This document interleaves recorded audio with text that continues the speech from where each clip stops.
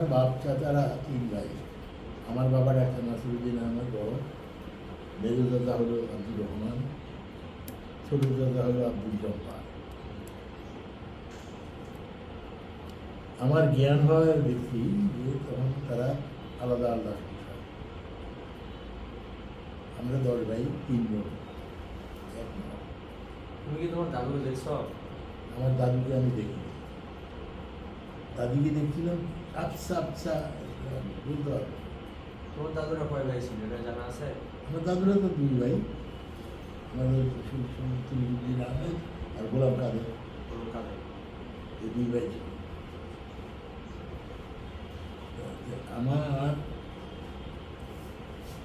যখন আমার বিয়ার হলো আমি দেখছি আমার বাবা খুব সহজ সরল, কারোর সাথে কোনো ঝগড়া করতো না, ফ্যাসাদ করতো না, কোনো কথা বললে প্রতিবাদ করতো। সংসার খুব একটা বেশি নজর ছিল না আমার বাবার। উনি শুধু ডাক্তারি পেশা নিয়েই থাকতেন। কোথেকে ডাক্তারি ডিগ্রি করে আসছিল? ডিগ্রি করেছিল কলকাতা থেকে। কলকাতা HMB হিসাবে উনি পাশ করে আসছিলেন। HMB। তো উনি খুব একজন নাম করা ডাক্তার ছিলেন। অনেক দিনাজপুর শহর থেকে পর্যন্ত ওনার কাছে আসতেন। এত চিকিৎসা ভালো করতো, একবার ওষুধ খাইলে দ্বিতীয়বার খেতে হতো না। এবং এই জন্য ওনার বন্দরে যে হিন্দু পরিবারগুলো ছিল, সে সময় টাকা পয়সার খুব ক্রাইসিস চলতেছিল। টাকা পয়সা কাইন্ডস দিত, খুব কাইন্ডস, অর্নামেন্টস। আমার মার কাছে শুনেছি আমার বাবা এক রাত্রে 2.5 টাকি এত বড় বড়, যেগুলোকে আমরা বলি পেরে ঢাকি, 2.5 ঢাকি অর্নামেন্ট, সোনার গহনা এক রাত্রে কোথায় নিয়ে রাখছে মাও বলতে পারে না, আমার মা বলতে পারে না। মা আমাকে পরে বলছে যে আমার যদি এখনকার মতো জ্ঞান হতো তাহলে আমি লুকায় রাখতাম কিছু জিনিস, কিন্তু জিনিসগুলো কোথায় রাখলো আমাকেও বলে নাই, কাউকেই বলে নাই। এক রাত্রে এগুলো পাইলেও কই? ওই যে মানুষজন আসতো দিত, টাকা পয়সা দিতে পারতো না, অর্নামেন্টস দিত। বিশেষ করে রানীনগরের বন্দরের হিন্দুদের এরা দিত বেশি।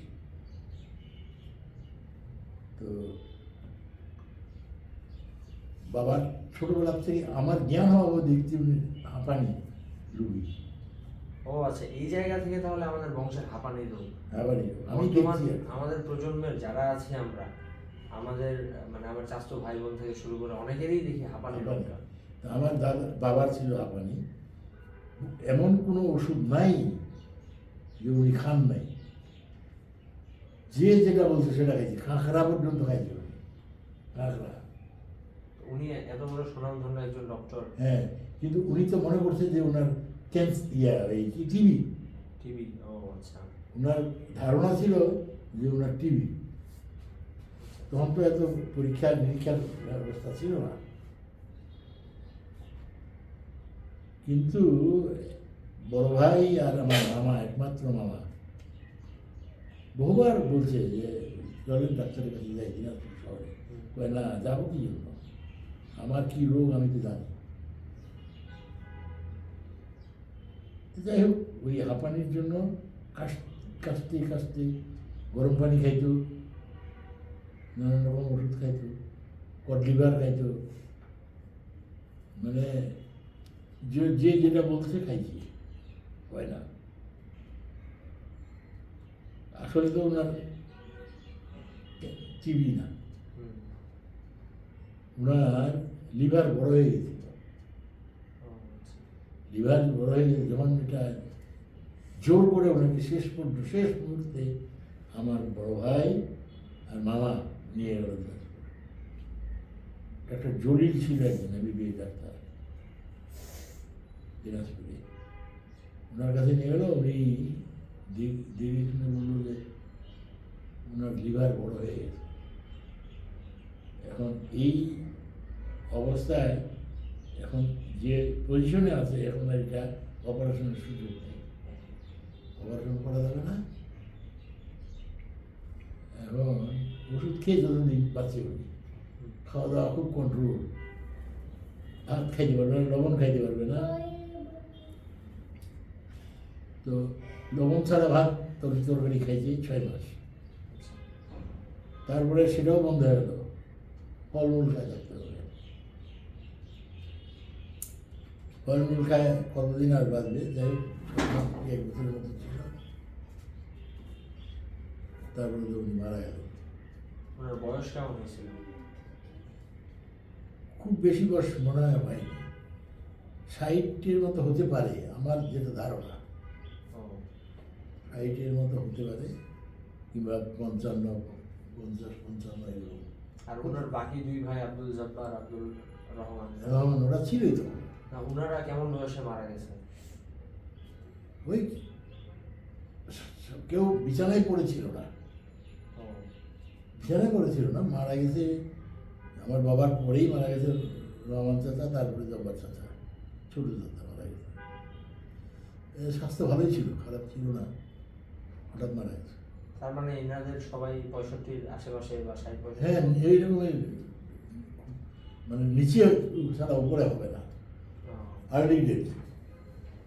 তো এটা কি আমাদের মানে আমাদের বংশের জেনেটিক্স এমন নাকি যে খুব তাড়াতাড়ি মারা যায়? হ্যাঁ, এটা তো আগের মানুষ তাড়াতাড়ি মরতো, আগের মানুষ তাড়াতাড়ি মরতো, কারণ আগে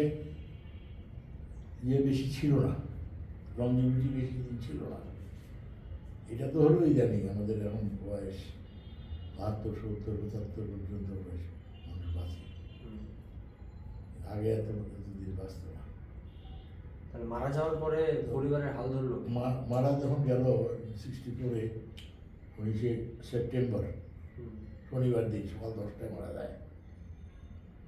প্রচুর বৃষ্টি, তোমরা বাড়িতেই ছিলাম? আমি ঠাকুরগাঁ ছিলাম, আমি কলেজে পড়তাম, আমার এক খালু কলেজে পড়তো, ঠাকুরগাঁ কলেজে। তো বৃহস্পতিবারে উনি আমাকে কলেজে বসে সকালবেলা 10টার দিকে, রবি বাড়ির খবর তো জানো?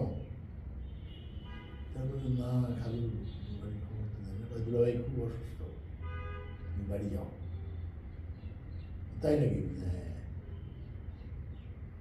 তো আমি ওই দিন বিকালবেলা বিকালের ট্রেনে আমি পীরগঞ্জ এসে নামলাম, নামে আমি পীরগঞ্জ থেকে বাড়ি যাচ্ছি হাইটে হাইটে। তখন তো গরু গাড়ি ছাড়া আর পথ নাই, রিক্সাতে এগুলো তখন ছিল না, একমাত্র গরু গাড়ি, রাস্তা খুব খারাপ, হাঁটা অথবা গরু গাড়ি। তুমি হাঁটেই রওনা করছি। বাড়ির কাছে যখন গেছি, যেখানে এখন যে হাই স্কুল, ওইখানে যখন গেছি, তখন আমারই এক ক্লাস ফ্রেন্ড মারা গেল, নাম শুনছ? আব্দুল রউফ চেয়ারম্যান, দাদু। হ্যাঁ, তোমার দাদু। ও তো আমরা একসাথে পড়াশোনা করছি। ও আচ্ছা, তাহলে উনি আমার দাদুর চেয়ে অনেক জুনিয়র? আমার জুনিয়র না, আমার সমস্যা, আমার বয়সী বয়স। আচ্ছা আচ্ছা। তো ও দেখি যে বাইসাইকেল নিয়ে যাচ্ছে, ওর ওইখানে দেখা। তো আমাকে দেখে নামলো, কি কই যাচ্ছি? তোর কাছে দিতে যাচ্ছিলাম। কেন? দাদার অবস্থা ভালো না, তো তোকে খবর দেওয়ার জন্য যাচ্ছিলাম। তাই নাকি? হ্যাঁ। আমি বাড়ি আসলাম, বাড়িতে আসি দেখি লোকারণ্য আমার বাড়িতে, ঘরে তো জায়গায় নেই। তারপরে যাই হোক ঘরে ঢুকলাম, মা ছিল ঘরে, চাচারা ছিল, ছোট চাচারা ছিল, ছোট দাদুর ছেলেরা ছিল। মা বলছে যে ওই যে রফিক আসছে। বাবা কিন্তু আমার খুব ভালোবাসে, যতগুলা ভাই ছিল সবচেয়ে আমাকে ভালোবাসে। তারপরে চোখটা মেলে খালি তাকাইল, তারা বললো যে আমার পাশে বসে থাকে। এই কতক্ষণ আর বসে থাকা যায়? রাত 11টা যখন বাজছে আমার খুব খারাপ লাগছে, ঘুম ধরে গেছে। আমি আস্তে করে উঠে বাজারে গেলাম। বাজারে যেমন খলিফা আছে না এখন, যেমন খলিফাটা দোকানটা ছিল এইদিকে দক্ষিণ পাশে, যেখানে ওই যে বড় মুদির দোকানটা বট গাছটার নিচে, আমি ওর ওখানে শুইলাম, ঘুমাই গেছি। তারপরে বাবা খোঁজ করছে, কোথায়? নাই নাই, কেউ বলতে পারে না কোথায়। তা আমাদের ওই এতে ছিল আকবর আলী, এ ছিল পিয়ন, ডাক পিয়ন। তারপরে দেখতো কোথায় খুঁজে খুঁজে দেয়, বাজারে যা দেয়। বাজারে আসে ওই দায়িত্বের পরিবার দরজা বাড়ি মারতেছে। আমি চেয়ে পাইছি, কে? রফিক নেবেন? হ্যাঁ। যখন কেন ছাত্রকে ডাকতেছে, ছাত্র ডাকতেছে, তারপর উঠে আবার গেলাম। তারপরে বাবা বলতেছে, তোমাকে বললাম না আমার কাছে থাকতে, চলে গেছো কেন? ওর সাথে আমার কথা আছে, তুমি আমার কাছে থাকবা, যাবা না কোথাও। উনি কি রাগে ছিল খুব? হ্যাঁ, রাগে ছিল না? হ্যাঁ, এটা না খুব রাগি ছিল না, কিন্তু কথাগুলো রাগে বলতো ওই সময়। ওই সময় যে আমাকে বলতো যে আমার কাছে বসে থাক, তোর সাথে আমার কথা আছে। এই কথাটা বলাতে মানুষজন তো উদ্গ্রীব হয়ে গেল, কি বলবে কি বলবে, বিশেষ করে ভাইগুলা আমাদেরকে কিছু বলবে না, তাকে বলবে, কি বলবে। এটা কি ভাইদের মধ্যে একটা জেলাসি টাইপের? জেলাসি টাইপের। কেউ আর ঘর থেকে বের হয় না, সবাই মানে ভাইরা তো বের হয় না, আমি লোকজনও আর বাইরে হয় না, চাচারা বাইরে হয় না। একসময় মা তখন বলবে, ওকে নাকি বলবেন, বলেন না কেন? যখন মা এই কথাটা বলছে, মার পর চোখগুলো এত বড় বড়, দেখো না এত লোক, এই লোকের সামনে বলবো না। মানুষ তো আর নড়ে না, আগ্রহ সকলে কি বলবে। কেউ ওদেরকে বাইরে যেতে বলতেছিল? কে বাইরে বলবে? আমার দাদা ছিল না ওই জায়গায়? হ্যাঁ ছিল তো, মানে সকলের তো একটা আগ্রহ, সবাই শুনবে, সবাই শুনবে কি বলে। যাই হোক, শুক্রবার সকালবেলা আমার বড় ভাইকে ডাকলো, টাকা বলছে যে নুরুল একটা খাসি দেখতো, মিলাদ করে দেয় একটা, আমার জান খালাসি মিলাদ কর। ভাই আবার একটা খাসি আনে, জবাই করে দিয়ে মিলাদ দিল। কিন্তু লোক তো আর সারে না, ঘর থেকে বের হয় না, কেউ না কেউ থাকেই। এভাবে শুক্রবার দিনটাও গেল, রাত গেল।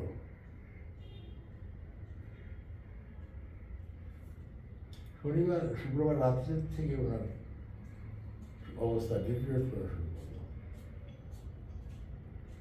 তারপরে শনিবার সকাল 10টায় তো মারা গেল। আমাকে আর কিছু বলার সুযোগ পাইলেন না, বললেন না। বৃষ্টি, মাটি হবে কোথায়? মাটি খুললেই তো পানি। তখন আমরা করলাম কি, গোয়াল তৈরি করলাম কাঠ দিয়ে, তক্তা ছিল আমাদের অনেক তক্তা, আম গাছের তক্তা। এই তক্তা খাড়া করে দিয়ে মাটি দিয়ে ওয়াল তৈরি করা হলো। ওয়াল তৈরি করে তারপরে এইভাবে চাল দেওয়া হলো তক্তার। তারপর ওনাকে শোয়াই দিয়ে তারপরে মাটি দেওয়া হবে, এইভাবে মাটি দেওয়া হবে। মারা গেল। তারপরে তো আমি তখন ইন্টারমিডিয়েট ফার্স্ট ইয়ারে পড়ি, পরীক্ষা ফার্স্ট ইয়ার সেকেন্ড ইয়ার শেষ করলাম। শেষ করে মাকে খালি বলতাম যে মা কী বলতে চাইছিল বাবা, তা আমি কেমনি বলবো, আমি তো জানি না। আমার ধারণা ওই সোনাগুলার সম্পর্কে আমাকে ধারণা দিতে চাই, আমার এটা বিশ্বাস তুমি তো আল্লাহ রাখে, এগুলো কোথায় রাখছে উনি এগুলো হয়তো আমাকে দিতে চাইছিল। উনি এগুলা কি কারণে লুকায় রাখছিল? কোথায় রাখবে, লুকাই তো রাখবে। এত জিনিস বাড়িতে রাখা যায়, তখন ডাকাতির চিঠি দিয়ে ডাকাতি হতো। এই যে আজাদের দাদাকে চিঠি দিয়েছিল, আমরা এত তারিখে আপনার বাড়িতে ডাকাতি করতে আসবো, যা টাকা পয়সা যা আছে ধন দৌলত আমাদের জন্য রেডি রাখবেন। চিন্তা করো, আমি, তোর বাবা, তোর দাদা, বড় ভাই, আরও গ্রামের কয়েকটা সাহসী লোক, এদিকে দুইটা হ্যাচাক লাইট জ্বালায় গরু গাড়িতে করে গেছি, পাহারা দিচ্ছি সারা রাত, টাকা আসবে যাবো এইরকম। এই জন্য ওগুলো লুকায় রাখার একমাত্র পথ ছিল লুকায় রাখা। তো ওনার জীবদ্দশার সামনে কাউকেই কোনো রকম হিন্টস দেয় নাই? না, কাউকে দেয়, মাকে পর্যন্ত দেয় নাই।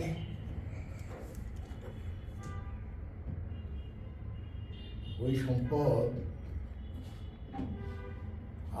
আমার যে বিশেষ করে আমার যেটা ধারণা, সেটা এখনো হয়তো ওই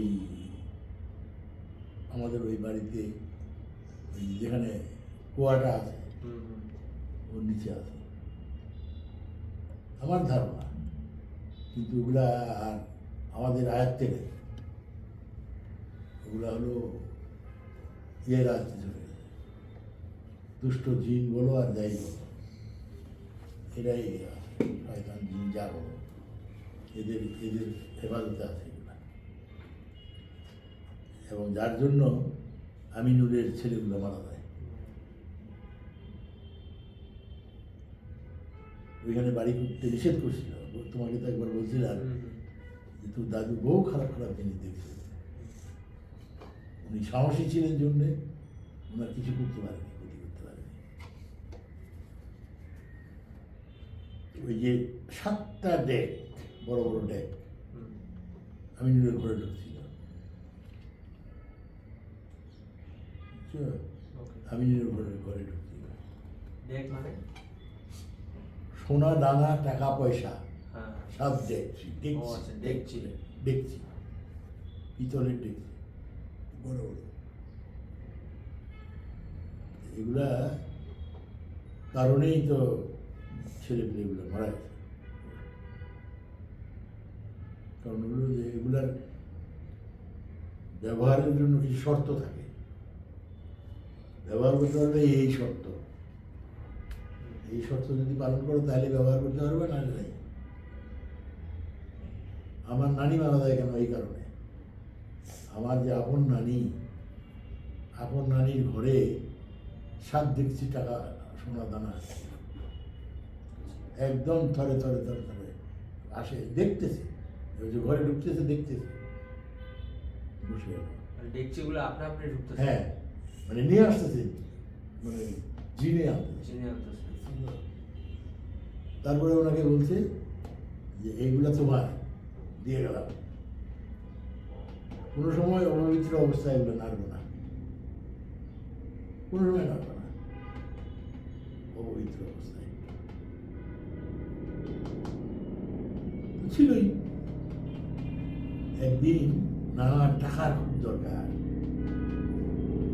তখন নানিকে বলছে ওখান থেকে আমার কিছু টাকা দেব। নানির শরীর খারাপ ছিল, আমি শরীর খারাপ, তুমি দেও, মানে এত বেশি মানে চাপ সৃষ্টি করছে নারী শিল্প গেছে। যখন এগুলোতে হাত দিচ্ছে নাকে মুখে রক্ত, নাকে মুখে রক্ত হয়ে পড়িয়ে একবারে সাথে সাথে মারা গেল।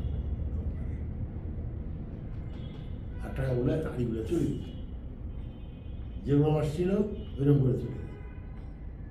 এগুলো বাস্তব। ওইরকম আর কি, এগুলা যদি ওদের শর্ত মানা যায় তাহলে ভোগ করা যাবে, নাহলে নাই, ভোগ করা যাবে না। আচ্ছা, তারপরে তোমার বাবা মারা যাওয়ার পরে তারপর বাবা মারা যাওয়ার পরে আল ধরলো মেজু ভাই। আমার দাদু হ্যাঁ, মেজু ভাই আল ধরলো। ইনকাম সোর্স কি ছিল? আচ্ছা, Income তোমাদের তো source- জমি জমা ছিল অনেক বেশি। জমি জমা ছিল অনেক বেশি, কিন্তু কেউ তো করতো না, আবাদ করতো না। কত বিঘা ছিল সম্পত্তি? এখন তো আমাদের 150 একর জমি আছে এখন বলতে বর্তমানে। আছে 150 একর। হ্যাঁ। আর তত্ত্বাবধানে আছে এগুলো? এই সবাই সবাই মিলে। খাচ্ছে। আর তুমি না একবার আমাকে বলছিলে যে 900 বিঘা সম্পত্তি ছিল? 900 বিঘা তো আমার দাদা, আচ্ছা। দাদা 2 ভাই। ও আচ্ছা আচ্ছা। কোথাও তো- হাজি তমিজুদ্দিন আহমেদ, হ্যাঁ। ওনারা 2 ভাই মিলে 450 450 হ্যাঁ, না, আমার দাদারা পাইছিল 900 বিঘা, আমার দাদা ও আচ্ছা, উনি একাই 900 একা পাইছিল 900 বিঘা। 900 বিঘা চাইলে ভাগ হয়ে গেল না, 3 ভাই, 3 ভাই, ওনার 3 ছেলে, ওনার 3 ছেলে। 300 করে এই 300 করে কি সমানভাবে বন্টন হয়েছিল? সমানভাবে বন্টন করেছিল। কিন্তু ওই যে আব্দুল হ্যাঁ, জাব্বারের শোনো, এখানেই তো ঘটনাটা। ওই যে আমার বাবা তো কোনোদিন এগুলো দেখতো না। আমার বাবা কোনো সময় খালি বলতো, দাদা যে ভাই আপনার এখান, হুম। আমার এখান, জবারের এখান, এই দাদা বলে ঠিক আছে, বাবা বলতো ঠিক আছে। এখন আমরা যেখান পাইলাম সেখানে কীরকম জায়গা এটা দেখতে হবে না, দেখার কেউ লোক ছিল না। আর তোমার দাদা ছিল উদাসী, বেপরোয়া, কোনো রকমের সংসার সম্পর্কে কোনো রকম তার চিন্তা ভাবনা ছিল না, একদমই ছিল না। ওনার মানে জীবন দর্শন কি ছিল? কি করার ইচ্ছা ছিল? কিচ্ছু ছিল না, কোনো উদ্দেশ্যই ছিল না, উদ্দেশ্যই সেই নাটক করতো, যাত্রা করতো, এইগুলো নিয়ে থাকতো। মানে খাইতো আর ঘুরে বেড়াইতো। আমার বাবা একবার 8 টাকা দামের লুঙ্গি এনে দিয়েছিল, লুঙ্গি এভাবে টিকে দিয়েছিল যে আমি 8 টাকা দামের লুঙ্গি করবো, 10 টাকার 1 পয়সা কম হইলেও আমি লুঙ্গি করবো। তো যখন বাবা মারা যাওয়ার পরে এই যে স্বাধীনতা যুদ্ধের সময় 2.5 টাকা দামের লুঙ্গি করছে, আমি তখন বলছিলাম যে আপনি বাবা 8 টাকা দামের লুঙ্গি এনে দিয়েছিল, ছিপিয়ে দিয়েছিলেন, 10 টাকা নিচে কোনো লুঙ্গি পরবেন না, আর নিজে এখন 2.5 টাকা দিয়ে লুঙ্গি কিনে দিলেন, কেমন লাগছে? কেমন লাগে না? গায়ে লাগে না? এখন কথা বলে এইরকম ছিল উনি। আমি যখন শেষমেশ আমি ওনাকে বললাম, রাজশাহীতে, আমি তখন রাজশাহী, আমি বললাম, ওনাকে ডাকলাম, ডাকে বললাম যে ভাই কী করেন? বাবার জায়গা জমিগুলো নিয়ে, এই কী আছে তোর বাপের? এটা কথা বললে তোর বাপের কী আছে? কিচ্ছু নেই। আমি বললাম যে আচ্ছা 1 বিঘা তো আছে, এটা জানার অধিকার তো আছে নাকি? আমার তো জানার অধিকার আছে যে আমার এই বাবার 1 বিঘা জমি। এই করতে এগুলো কিছু নেই, কারণ কাগজপত্র নেই, কিছু নেই, কেউ বলতে পারবে না। এই হলো ওনার জবাব, আমার বাপের কিছুই নেই। তারপরে আমি 96 সালে আচ্ছা, এই পরিবারটাকে নিয়ে তোমার চিন্তা ভাবনা কি ছিল? তোমার ফ্যামিলিকে নিয়ে যে তোমরা আমার যেটা ছিল, তোমার দাদুর সাথে যেটা আমি যেটা কথা বলছিলাম রাজশাহীতে, যে শুনে আমরা এতগুলা ভাই, কেউ কুড়ি ঘরে থাকবো, আবার কেউ ইটের ঘরে থাকবো, এটা হবে না। থাকলে সবাই ইটের ঘরে থাকবো, আর নাহলে সবাই করে থাকবো। তো এটা কী করে সম্ভব? এই সম্ভব। আমি টাকা দিব, আপনি নেতৃত্ব দিবেন, ইট কাটবেন, ইটের টাকা আমি দিব। আগে সীমানাটা ঘেটতে হবে, প্রাচীন দিয়ে, ওই সময় তো রিয়াজুল চাচা দাদা ইট কাটতো। ওটার ব্যবসা করতো না কেউ? হ্যাঁ, কাটতো, বিক্রি করতো, এইরকম। তো ওই আর কি তখন যাই হোক ওই রিয়াজুলের সাথে ওইভাবে প্রথম কাটা শুরু করলো। তো আমি তখন ওই যখন যে আইনুলের বাড়ির ওই যে পশ্চিম পাশের যে ইয়েটা আছে, প্রাচীরটা, ওইটা প্রথম দিলাম আমি। আমি দিলাম মানে কি, আমি টাকা দিলাম, আর ওটা ভাই ওই রিয়াজুলের ইট দিয়ে ওইটা ওইখান থেকে শুরু হলো। ওইখানে ইয়েদের গোয়াল ঘর ছিল, ওই যে ইয়ার আছে না, রুহুল, হ্যাঁ? রুলু, না না, এই ইয়ে কি নাম ছিল, পাগল ছেলেটা, কালো করে। হ্যাঁ, এই কি জানি নাম, ওর দুইটা বোন আছে না? একটা তো মারা গেল কয়েকদিন। হ্যাঁ হ্যাঁ হ্যাঁ। ওর ওর ওর ওর ওর চাচা, বড় চাচা, ওদের গোয়াল ঘর ছিল। আফতারুল না কি নাম? না না, গোয়াল ঘর ছিল। তো ভাই ওইটা গোয়াল ঘর ভাঙে দেওয়া, জায়গাটা দখল করে নিল, আমাদের ঘর জায়গায় ছিল। এইটাতে হলো তাদের রাগ, রাজ্জাক নাম। আচ্ছা আচ্ছা। রাজ্জাক ভাই মানে ইয়ের বাবা, ওসমানের বাবা, রাজ্জাক ভাই। তো ওইটা ঘেরে নেওয়ার পরে তখন থেকে রাগ, তখন থেকে এইটা কীভাবে প্রতিশোধ নিবে এই ফোন বিক্রি করতো। তারপরে যাই হোক উনি পরামর্শ দিত মজিদ ভাইকে। রহমানের ছেলে। হ্যাঁ, পরামর্শ দিত। আচ্ছা, ওরা ওই মাঝখানটাতে ওরা কেমনে আসলো? কারা? ওই রাজ্জাক ওরা? ওর বাবা ওইটা কিভাবে পাইছিল এটা তো আমি বলতে পারবো না। এই জায়গাটা এটা তো ওই হিসাবে না, এই যে এই মনে করো আমাদের পুরান বাড়ি এখানে না, হ্যাঁ তারপরে ওরা এই মাঝে, হ্যাঁ হ্যাঁ হ্যাঁ আবার এখানে আরেকটা ফ্যামিলি ছিল, হ্যাঁ। এখানে আরেক ফ্যামিলি, আর এদিকে আমার বাবা চলে আসলো তখন এদিকে। তখন আমাদের এই পূর্ব পাশে এটা তো সম্পূর্ণ বাগান ছিল, আম বাগান। হ্যাঁ, বাগান বাগান বাড়ি বলে, এখনো তো বাগান বলেই ডাকে। বাগান বাড়ি বলেই থাকি। বাবা চলে আসলো এখানে। তো বাবা যখন আসবে ইট কাটছিল অনেক, দাদা বাবাকে কিন্তু খুব একটা পছন্দ করতো না আমার দাদা, আমরাই জানি। তখন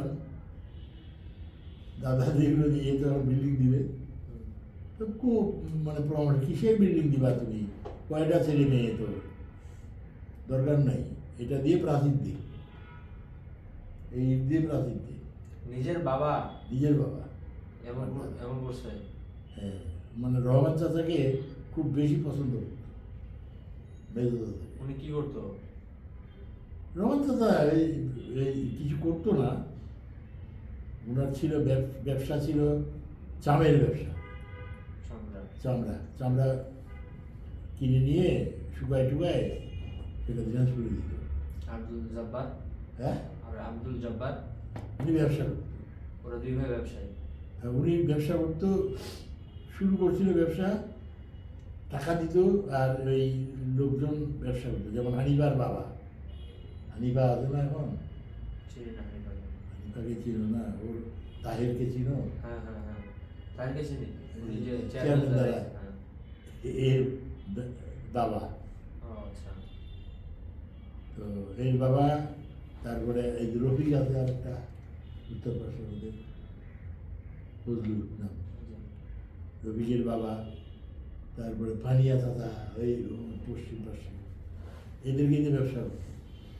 হাটে হাটে তো আবার সন্ধ্যা হলে হাট থেকে ফিরে আসলে ওই চাচার ওখানে হিসাব করে।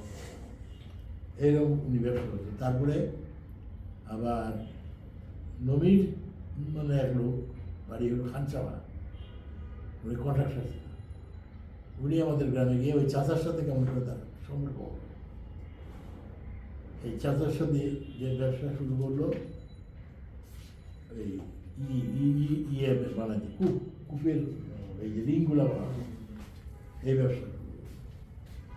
মানে উনি ওইভাবে পয়সা কড়ি করছে আর কি। যাই হোক। আচ্ছা, তারপরে যাই হোক পরে এইভাবে উনি করতেন। এখন এরা যে আমাদের এই ঢুকলো কেমনে এটা আমি বলতে পারবো না। তো বাবা যে ইট কাটলো, বাবাকে আর ঘর করতে দিল না, ওই চতুর্দিক দিয়ে প্রাথমিক হয়। তো হলো না, তারপরে তো যাই হোক আমাদের সংসার বড় হতেই থাকলো, বড় হতেই থাকলো।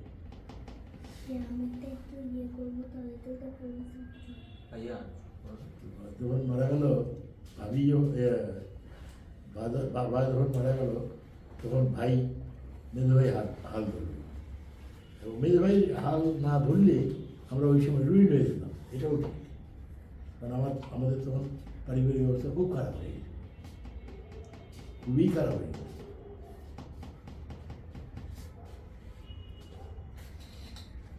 যদি উনি না ধরতো হাত, তাহলে আমাদের জমি জমা এক বিঘাও থাকতো না, সবাই বিক্রি করে দিয়ে শেষ করে দিই, সংসার চালাইতে হবে।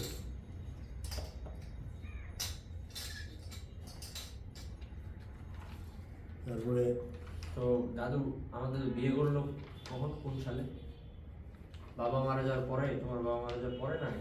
না, আমি তো বাড়ি থাকতে বিয়ে ঠিক হয়েছিল, সম্পর্ক করে বিয়ে হয়েছিল বাংলা 1362 সালে। 1362 সালে আমার দাদের সাথে সম্পর্ক করে বিয়ে করছে? হ্যাঁ, সম্পর্ক করে না, মানে নেগোসিয়েশনের মাধ্যমে। ও আচ্ছা, প্রস্তাবে যেটাকে বিয়ে বলি আমরা। হ্যাঁ, ওই যে ঘটক ছিল আনোয়ারের মামা, বড় মামা। ও আচ্ছা আচ্ছা। তো ওনার বিবাহ নিয়ে কি কোনো ঘটনা আছে নাকি? বিবাহ নিয়ে কোনো ঘটনা নাই, মানে প্রথম করবে না, তো ওই তফাতুল ভাই মানে আনোয়ারের বড় মামা মানে লেগেই ছিল বাবার মধ্যে, খুব ভালো ফ্যামিলিটা, অবস্থা সম্পন্ন ফ্যামিলি, ভালো ফ্যামিলি, আর মেয়েটা তো দেখতে খারাপ না। আর ওনার এক কথা যে আমি বিয়ে করবো না। যাই হোক শেষ রাজি হলো, বিয়ে হলো 1362 সালে 22শে জ্যৈষ্ঠ। এটা আমার মনে হয় 1362 সালের 22শে জ্যৈষ্ঠ বিয়ে হলো। বিয়ের দিন কোনো বিয়ের দিন খালি বাবা যখন আমরা যাই বরযাত্রী, বাবা তোর দাদার হাত ধরে বললো যে এখানে কোনো ঝামেলা করিস না, এখানে কোনো ঝামেলা করিস না, আমার মান সম্মানটা রাখিস।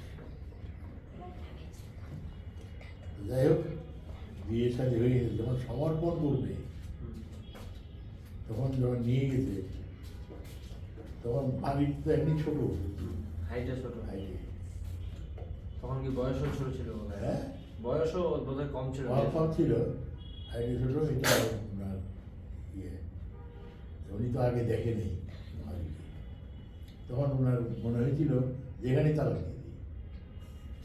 মানে বিয়ে করতে গিয়ে বিয়ে হয়ে গেছে, মোহর হয়ে গেছে। আচ্ছা, মোহর হওয়ার পর সমর্পণ করতেছিল, তখন তুলে দিচ্ছিল হাতে। কি কারণে? পছন্দ হয় নাই নাকি? না, ওই যে ছোট, ও এত বাচ্চা মেয়েকে আমাকে বিয়ে দিয়েছিল। এইটা পরে বাবার কথাটা মনে করছে, ওইখানে বাবা আমার হাত ধরে বলছে ঝামেলা না করছে, আর মেনে নিয়ে নিয়ে আসলে 7 দিন পরে নিতে আসে না, হুম। নিতে আসে। তারপরে ওনার ভগ্নিপতি আসলো, ভগ্নিপতি ওনার বোন এরা নিতে আসে।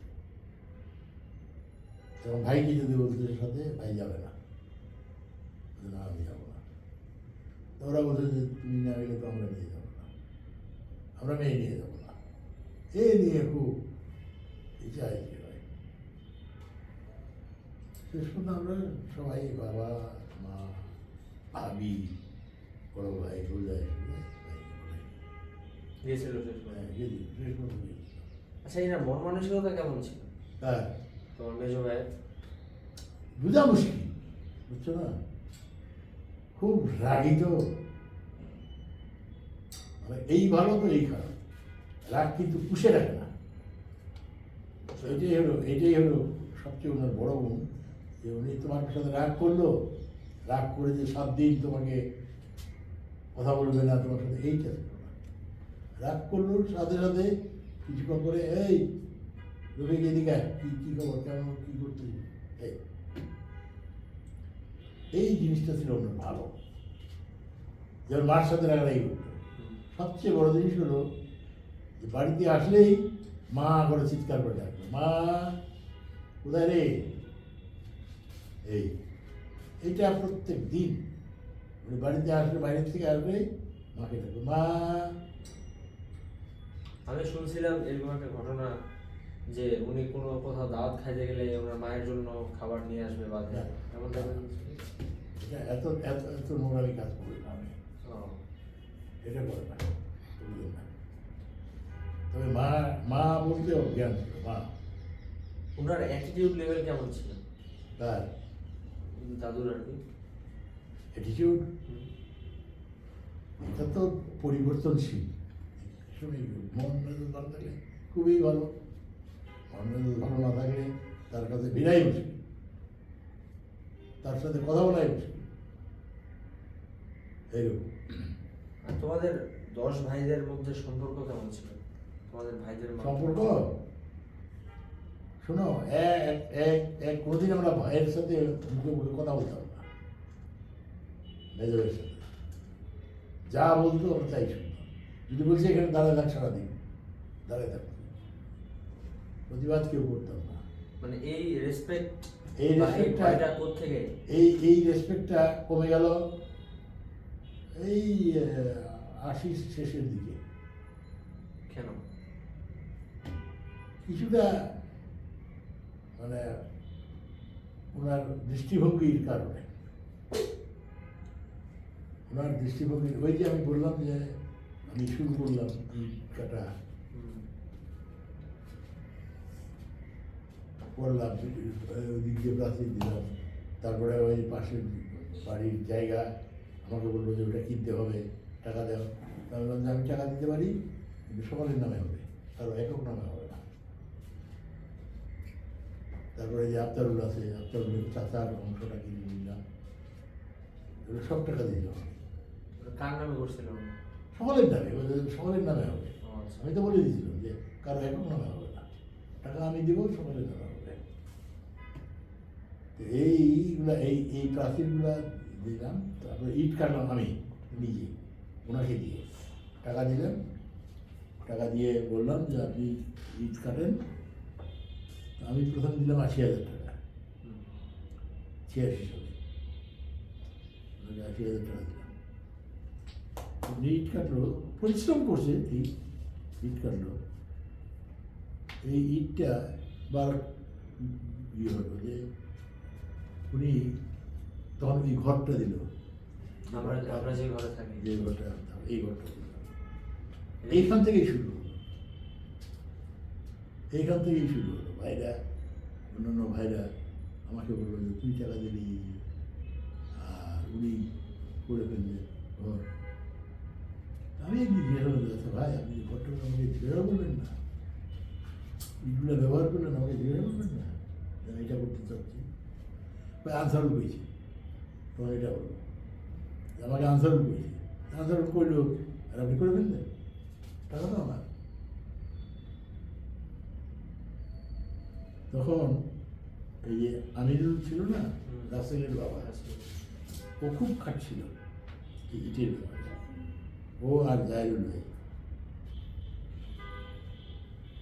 তো আমিরুলও খুব ই বলেছিল, ভাই মানুষের মতো খাটলাম আমরা, আর উনি এখন ঘর দিল, তো আমরা তো আর এগুলো কাজ করবো না। এই যে শুরু হলো এইখান থেকেই মনে হয় না। তো ওনাকে আমি বললাম যে আপনাকে যে 8,000 টাকা আমি দিলাম, এই টাকাটার হিসাব দেন। এই কথাটা বললাম কেন? হ্যাঁ, তুই আমার কাছে হিসাব চাস? আমি আমার বাবাকে কোনো হিসাব নেই নেই, আর তুই আমার ভাই, তোকে আমি হিসাব দিব? তাহলে এই টাকা পয়সা তো হিসাব দেওয়াই উচিত। হিসাব ছাড়া হয়? সব কিছু হিসাব দেবে, আমি কোনো হিসাব দেবো না। আর যাবা কেমনে? আচ্ছা। তারা দেখি তার বাসায় ওকে আমি রেখে আসছি, অফ করো। হ্যাঁ, শুরু। তো আমরা ওইখান থেকে ভাঙনটা শুরু হলো। আচ্ছা, এই যে ওনার প্রতি যে পরিবারের সবার আস্থাটা ছিল, এটা নষ্ট হলো যে এইখান থেকে। না না, এই আস্থাটা গড়ে উঠলো কিভাবে? উনি যে ধরে রাখছিল সংসারটাকে, নষ্ট বাবা মারা যাওয়ার পরে, বললাম না যে বাবা মারা যাওয়ার পরে উনি তো সংসার হাল ধরেছিল, এবং উনি এই যত ঝড় ঝাপটা গেছে সব সামাল দিয়েছে। বড় ভাই ছিল খ্রিস্টান মানুষ, কথা বলতো না, নিজের যত রিয়াজ দাদু যেমন ওইরকম, উনি কারো দায়িত্ব নিত না, কোনো দায়িত্ব নিত উনি পরিবারের বড় হওয়া সত্ত্বেও দায়িত্ব নিত না। না। এই জন্য, আর যেহেতু সবাই ভয় করতো ভাইকে,